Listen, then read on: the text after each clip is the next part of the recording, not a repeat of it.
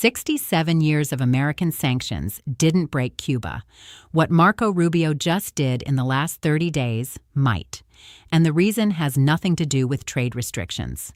It has everything to do with a single military conglomerate that most people have never heard of.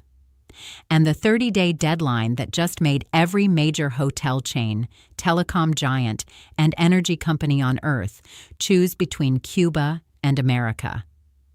If you've been following this story daily, you already know it's moving fast. If this is your first time here, stay, because what's unfolding right now has no historical parallel. Here's what changed. Previous Cuba sanctions built a wall on one side. European companies invested through the other three. Chinese firms built infrastructure. Russian tankers docked. Canadian tourists filled hotels. The rest of the world stayed open. That's why the embargo never finished the job. Marco Rubio didn't sanction Cuba. He sanctioned the mechanism that keeps Cuba alive.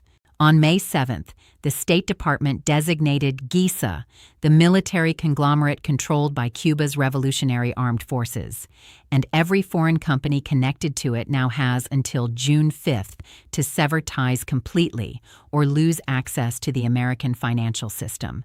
Not negotiate, not discuss, choose Cuba or America. 30 days. No third option. Drop a comment right now. Did you see this coming? Because most people completely missed what this designation actually means. GAESA is not a ministry. It is not a government department. It is the circulatory system of Cuba's entire military political machine.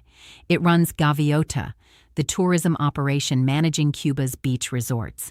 It controls TRD Caribe, the hard currency retail chain. It oversees Jose Marti International Airport. It manages construction contracts, import licenses, and port operations. Analysts estimate GAESA controls between 60% and 70% of Cuba's entire economy. And Rubio didn't just sanction it for American companies. He imposed secondary sanctions, meaning any entity, anywhere on Earth, that processes payments through GAESA after June 5th risks asset freezes and prosecution under U.S. law. That is the escalation that changes everything. Treasury's Office of Foreign Assets Control issued enforcement guidance on May 8th. The language was precise. The message was binary. Now, here is where it gets specific, because abstractions hide the scale. Meliá Hotels International, Spain's largest hotel chain, operates over 30 properties in Cuba through joint ventures with GAESA subsidiaries. Those properties generate an estimated $400 million in annual revenue.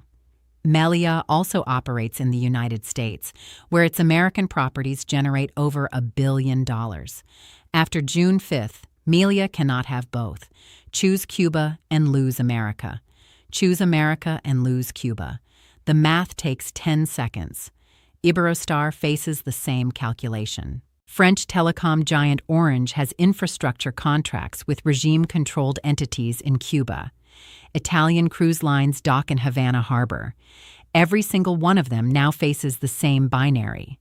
European companies learned this lesson already. When Trump reimposed secondary sanctions on Iran in 2018, firms like Total, Siemens, and Airbus abandoned projects worth billions rather than risk losing dollar clearing. Total walked away from a $5 billion gas project. Siemens canceled contracts that had been negotiated for years. Cuba is a smaller version of the same calculation, and the math is even more lopsided. Cuban revenue for most of these companies represents a fraction of a percent of their global operations. American market access represents everything. The EU protested immediately. Trade Commissioner Klaus Jensen called the sanctions extraterritorial overreach. That statement is technically correct and practically irrelevant. Every major European bank operates in New York. Every international transaction clears through U.S. institutions. When Treasury designates an entity, compliance is not voluntary. Brussels can protest. European companies will comply because compliance is cheaper than exclusion from the world's largest economy. If you want to understand why this matters beyond Cuba, hit the like button. It tells us to keep going deeper on this story every day. Now, here is what the official statements are not telling you. While ordinary Cubans endure 18-hour blackouts and food shortages so severe that rice allocations have been cut by 40%, GAESA operates hard currency stores priced entirely out of reach for local wages. A chicken in a GAESA-run TRD Caribe store costs the equivalent of 2 weeks' salary for a state employee. Meanwhile, GAESA-run hotels charge European tourists $200 a night. Those hotels have power when the surrounding neighborhoods do not. Those stores have food when the state distribution system does not. GAESA is not the economy serving the people. It is the economy serving the generals. The profits flow to the Communist Party and the security services. The military elite imports luxury goods through GAESA channels, while the population it governs goes hungry. Rubio told Axios that the regime has auctioned off the island while its people starve. The framing is effective because it is accurate. GAESA's own architecture makes the argument for Washington. You do not need propaganda when the target's inequality is structural and visible. The regime holds an estimated $20 billion in offshore accounts, much of it tied to GAESA operations. Rubio's strategy is designed to make those accounts drain, not by freezing them directly, which would require the cooperation of countries that host them, but by making the international partnerships that generate the revenue radioactive. Cut the revenue stream and the offshore accounts empty without ever being seized. The June 5th deadline is not arbitrary. It coincides with the Organization of American States Summit in Buenos Aires. Cuba's regional isolation will be on full display at the most visible diplomatic gathering in the hemisphere. Canada and Mexico have been notably silent. Both maintained diplomatic ties with Havana throughout Trump's first term. Neither has publicly defended GAESA since the sanctions dropped. Ottawa called for dialogue but stopped short of criticizing Washington. Mexico City said nothing. That silence is compliance by another name. Diaz-Canel appeared on state television on May 10th. He called the sanctions an act of war. He invoked the revolution's legacy. He claimed Washington has tried to crush Cuba for 67 years and failed every time. The performance was polished. Here is what the performance is hiding. Independent journalists in Havana report that mid-level officials are quietly sending their families abroad, not dissidents, not critics. Officials, people inside the system who are calculating that the system may not hold. Remittances, which Rubio partially restored in March as a humanitarian gesture, are being used not to buy food but to fund exits. The money meant to feed families is buying plane tickets for the children of party functionaries. Coast Guard data shows maritime interdictions up 40% compared to the same period last year. When a government's own officials begin evacuating their families while the president delivers defiant speeches on television, those speeches are not strength. They are cover, and the people watching from inside the system know the difference. There is a historical term for this phase: elite exit. It happened in East Germany before the wall fell. The officials with access to information and resources moved their families first, not because they had given up ideologically, but because they had done the math. The same calculation is happening in Havana right now. This is the Iran model applied to a country 1/10 the size with a fraction of the resources. When Trump reimposed secondary sanctions on Iran, European companies abandoned projects within weeks. Iran's economy contracted. Its currency collapsed. Its ability to fund regional proxies diminished. The regime survived, but it survived diminished, constrained, and unable to project the power it once had. Cuba is weaker than Iran was in every measurable way. Smaller population, no oil reserves, no strategic depth, no nuclear program to use as leverage, and 90 miles from Florida instead of 6,000 miles from Washington. Every factor that made Iran's sanctions effective applies to Cuba with greater force. But the Iran model also carries a warning. Iran's regime survived. The population suffered. The political objective, fundamental reform, was not achieved. 5 years of secondary sanctions and the Islamic Republic is still standing. The question is whether Cuba's regime has Iran's resilience. And here is why the answer is probably no. Iran's economy, while damaged, remained diversified enough that the regime could maintain loyalty through multiple patronage channels. Cuba's economy is concentrated in a single military conglomerate. When GAESA loses its revenue, there is no backup system. There is no alternative channel for distributing patronage. The generals either get paid through GAESA or they do not get paid. Generals who do not get paid reconsider their loyalties.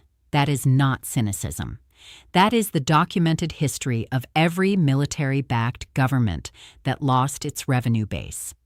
The Soviet generals who let the Union dissolve did so when the system could no longer fund their institutions. The Argentine junta fell when economic collapse made continued rule more costly than surrender. Military loyalty is transactional. When the transaction fails, the loyalty follows. Rubio knows this. The sanctions on individual generals targeted their foreign assets. The GAESA sanctions target their domestic revenue. Between the two, the military elite faces a comprehensive financial siege. Their Madrid apartments are at risk. Their GAESA income is being severed. And the timeline is 30 days. We have been tracking the Cuba story daily across more than 20 updates.